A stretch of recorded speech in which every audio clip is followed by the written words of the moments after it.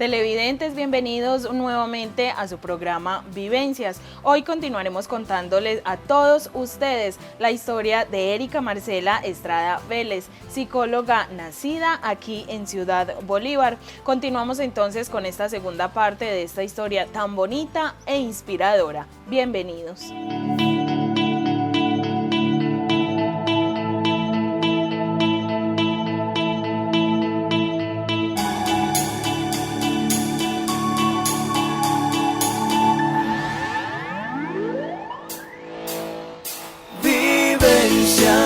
Ven y cuéntanos tu historia, es compartir y aprender.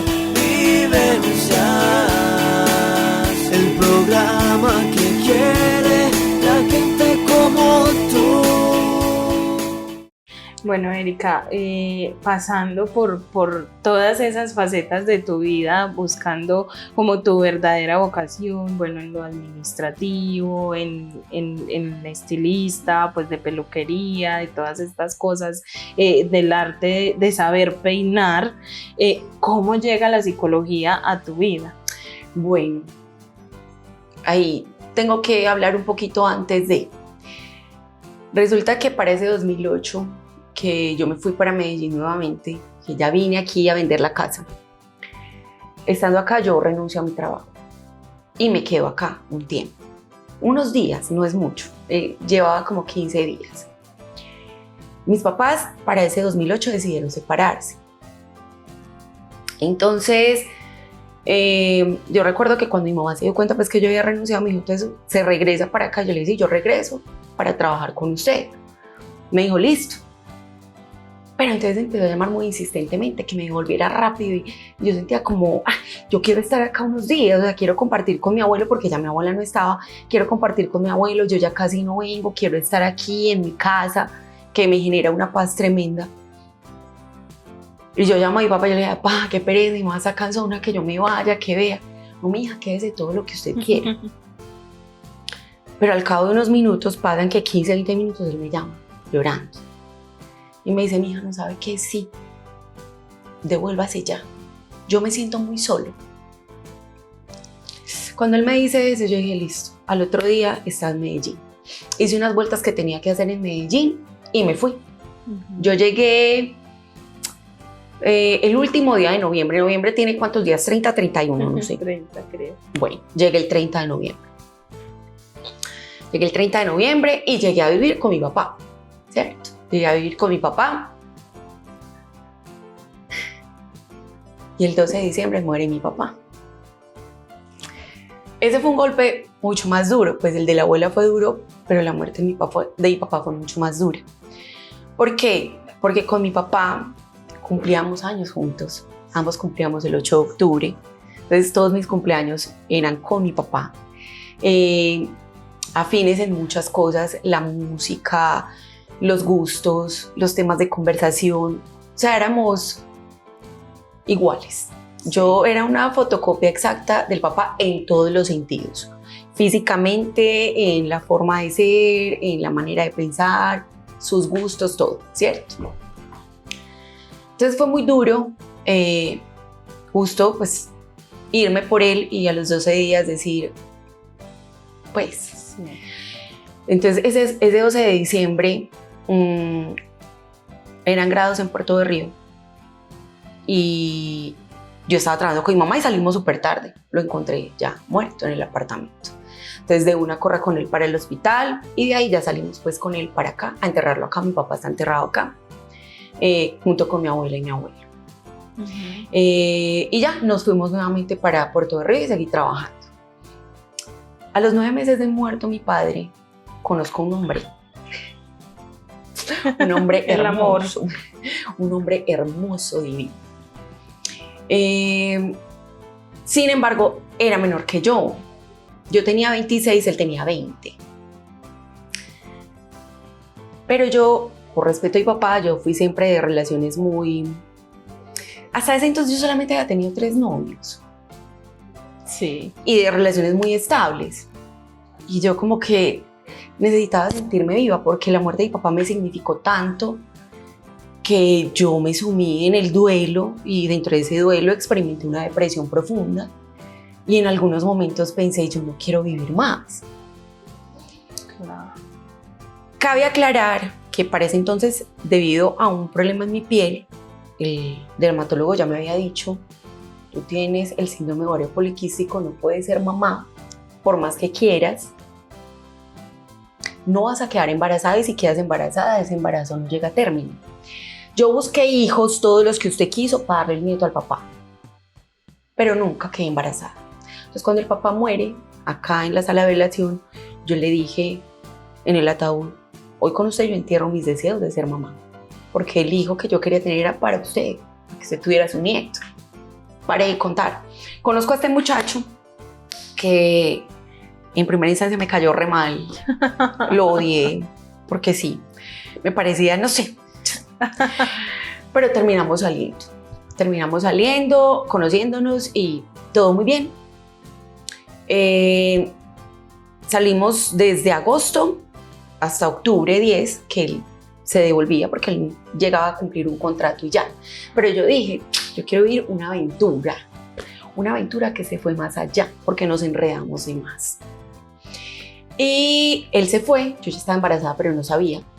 Yo me entero que yo estaba embarazada a los 2 meses y medio, casi 3 meses. Yo quedé embarazada en agosto 26, septiembre, octubre. Era casi noviembre cuando yo me di cuenta que yo estaba embarazada. Pues yo lo llamo y me dice, ¿afectan algo tus planes, tus cosas? Le dije, no, entonces vamos para adelante con este embarazo. Sin embargo, no se quedó conmigo. Él se casó ya luego con otra persona, pero tenemos una muy buena relación. Él se lleva muy bien con el niño, está constantemente en comunicación con el niño. Ya no está acá en Colombia, pero todo el tiempo está pendiente del niño. Bueno, eso se acaba. Yo tengo mi hijo y decido irme para Buenaventura, y de Buenaventura llegué a Bogotá. Es que yo he hecho una travesía en mi vida impresionante. Llego a Bogotá. Sí. En Bogotá estaba la familia del papá del niño. Entonces llegué allá para que él conociera, y para que la abuela, la tía, el tío lo conocieran, primos, bueno, en fin, una familia extensa conocieran al niño.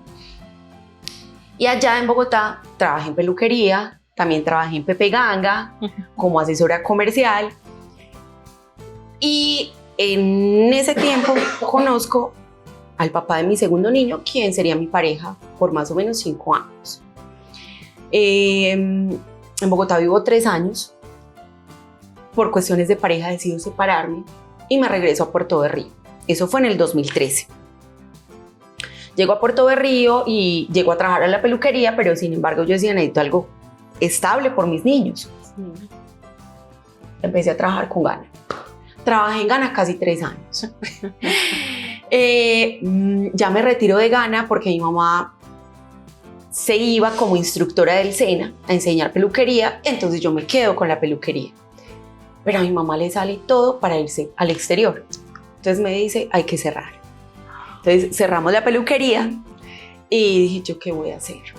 Bueno, un día estaba yo en mi casa tirada en mi cama cuando vi un anuncio en Facebook de las pruebas para ingresar a la universidad. Carrera, psicología. Yo dije, ¿qué es esta dicha? Este fue mi momento. Recuerdo que tenía exacto para el formulario y ni siquiera plata mía. Era una plata que yo tenía que entregar. Yo no sé dónde va a salir, pero yo la repongo. Y fui y me compré el PIN. Estaba pasando por un momento difícil en cuanto a mi salud mental, porque ya yo me separé, sí, pero al año y medio ese hombre regresa. Volvimos. Claro. Ya él se queda conmigo en Puerto de Río. Pero mi salud mental estaba afectada porque ya veníamos teniendo problemas en la relación. Estaba pasando por un momento de ansiedad extremo. Podría decir que también tuve por ahí algo de depresión y somaticé. Esta pierna a mí se me paralizó tremendamente, era un dolor impresionante. Y yo dije, no importa, así me presento. Y fui y presenté mi examen. Me presenté incluso para el SENA también, pero en el SENA no pasé la entrevista. Pasé las pruebas, pero la entrevista no. Y yo dije, mínimo, y tampoco en la universidad pasé. Cuando por allá, nuevamente en Facebook, una compañera publicó, una amiga publicó que una hermanita había pasado a la universidad. Yo, ay, ya salieron los resultados. Voy a mirar por ver, porque yo estaba segura que no había pasado. Cuando miro yo, había pasado, y no solamente había pasado, había ocupado el 3er lugar. Dios mío. Para mí eso fue como algo, yo dije, se me va a arreglar la vida. Sí. Y bueno, ya empecé a estudiar psicología. ¿Por qué la psicología? Yo recuerdo que esa misma pregunta nos la hizo un docente. ¿Por qué la psicología? ¿Ustedes por qué eligieron psicología? Todo el mundo, porque quiero ayudar a las personas, porque no sé qué. Esos son bajazos mentales. Realmente yo no sabía por qué. Él sí nos dijo, ustedes con la carrera se van a ir dando cuenta por qué eligen la psicología. Y realmente así fue. La elección de la psicología fue una elección totalmente inconsciente. Es esa necesidad ni siquiera de ayudar al otro, es de conocerme a mí mismo, de darle significado a como todos esos sucesos por los que uno pasa en la vida. La muerte del padre, la muerte de la abuela, por qué me marcó tanto, por qué lo sufrí tanto. Que a raíz de eso y debido al malestar físico que yo tenía ya, que yo recibía las clases en el piso, y yo no era capaz de estar sentada para poder tener mi pie estirado, inicio terapia psicológica. Y verbalicé un montón de cosas en esa terapia psicológica. Dentro de esas, el hecho de ya no querer permanecer en la relación que estaba. Claro. Y me hicieron los tratamientos sabidos y por haber ese pie y no respondía. Fue empezar a hablar en terapia, todo eso. Automáticamente empecé a caminar como si no hubiera pasado. La somatización es muy brava. Por eso yo digo, a veces vamos al médico por una afección física y todo está bien. Entonces, ¿qué pasa? Es que no todo es médico. A veces hay cuestiones de acá que hay que arreglar, pero no le prestamos atención a esa parte que también es importante. Entonces, así llegué yo a la psicología. Por esa razón llegué yo a la psicología. Y fue de las experiencias más gratificantes y hermosas de mi vida. Hacer la carrera junto a los compañeros que hice la carrera, que fuimos un grupo selecto porque fuimos un grupo pequeño, éramos 8 personas, tener los docentes que tuvimos, tener la posibilidad de hacer la carrera de una manera como tan personalizada, fue privilegiado. Tan privilegiado que, debido a mis promedios, me gané una plaza de la universidad para trabajar con la universidad. Yo era la monitora de psicología, del programa de psicología de la regionalización. A mí me pagaban por estudiar. Yo no pagaba para estudiar, a mí me pagaban por estudiar. Y decido separarme. Ya esa decisión estaba tomada, pero la decisión fuerte llega en el 2019. Me separo, me voy a vivir aparte con mis hijos. Fue una decisión dura, porque de todas maneras romper con sueños, anhelos, proyectos, ¿cierto? Como con todo eso que te generas, esas expectativas que te generas en pareja. Es un choque fuerte. Entonces fue duro, sin embargo, de cierta manera dentro de la relación ya venía yo elaborando un duelo.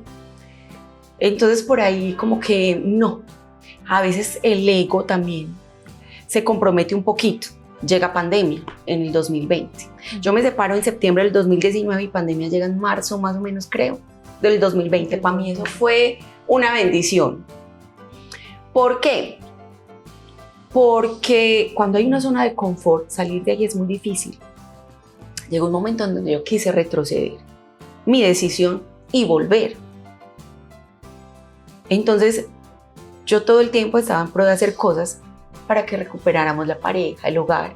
Entonces llega pandemia, me encierran. Eso fue lo mejor que me pudo pasar. Que me tocó enfrentarme con una noche muy oscura, mucho.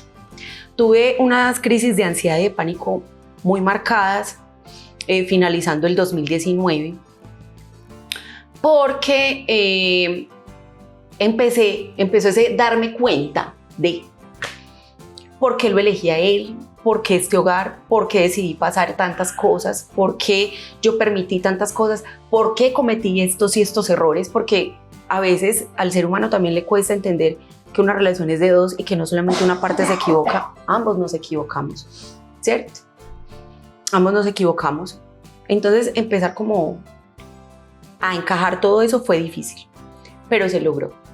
Seguí en la carrera, la hicimos ya virtual durante lo que estuvo pues como pandemia. Y termino materias en el 2022, pero quedaba faltándome una, que era el trabajo de grado. El trabajo de grado me causó una ansiedad terrible. Y bueno, entonces termino mi trabajo de grado en 2023. Miento, en el segundo semestre del 2022 termino. Y en diciembre del 2022, el 22 de diciembre, me regreso para Ciudad Bolívar para iniciar a trabajar como psicosocial en el programa de primera infancia, modalidad familiar, en el mes de marzo. Estuve en modalidad familiar desde el 2023 hasta el 2024, hasta el noviembre del 2024, ¿cierto? Y acá estoy. He estado haciendo cositas como por mi parte, cuestiones pues particulares, atiendo personas, no solo de acá del municipio, sino de otros municipios o de otros departamentos, también por fuera de Colombia, en España. Entonces he estado pues como haciendo cositas y ahí mirando a ver qué opciones de empleo me resultan. Claro, Erika, ¿cómo podemos definir tu historia de vida también tan maravillosa, tan movida, tan vivida, digámoslo así? Definir mi historia de vida, yo creo que se definiría en una palabra y es resiliencia.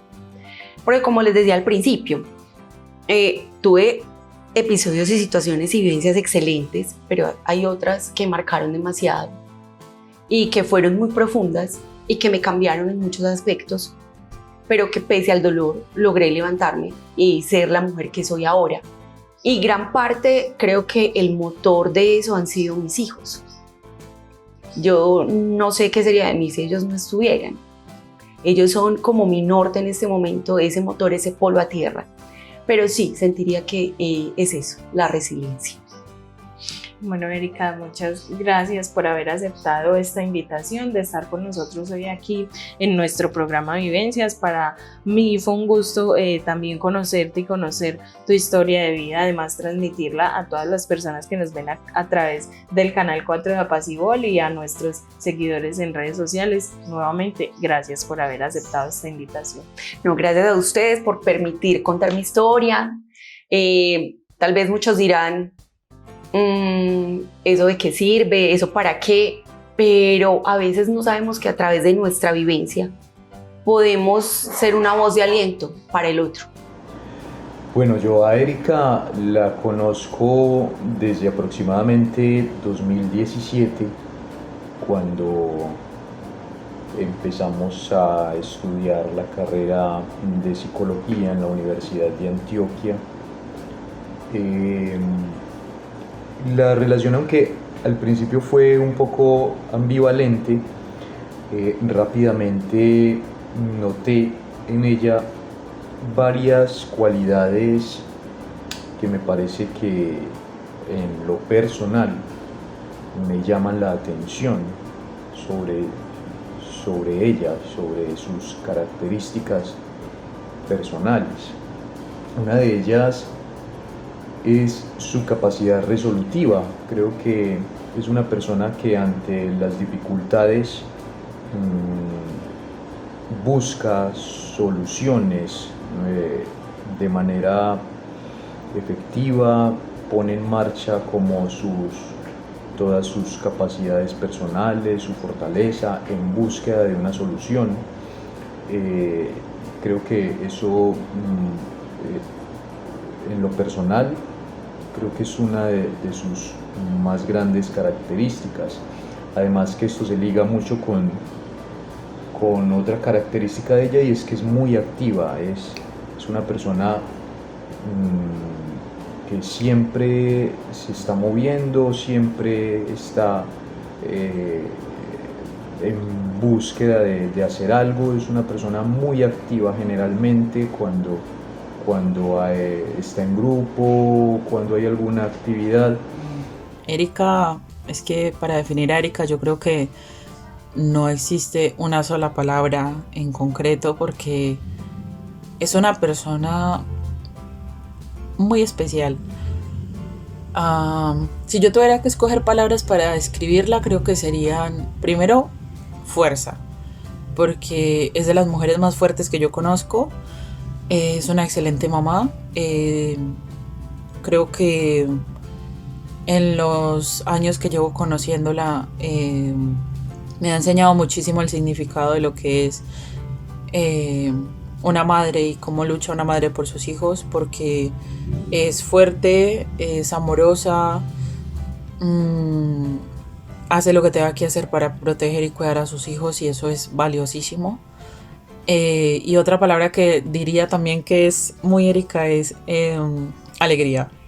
Ella para todo tiene un chiste, siempre sonríe, por más mal que se sienta, por más triste que esté, siempre tiene una sonrisa para los demás, siempre tiene un consejo, además de ser muy empática y alegrarse genuinamente por las alegrías de los otros.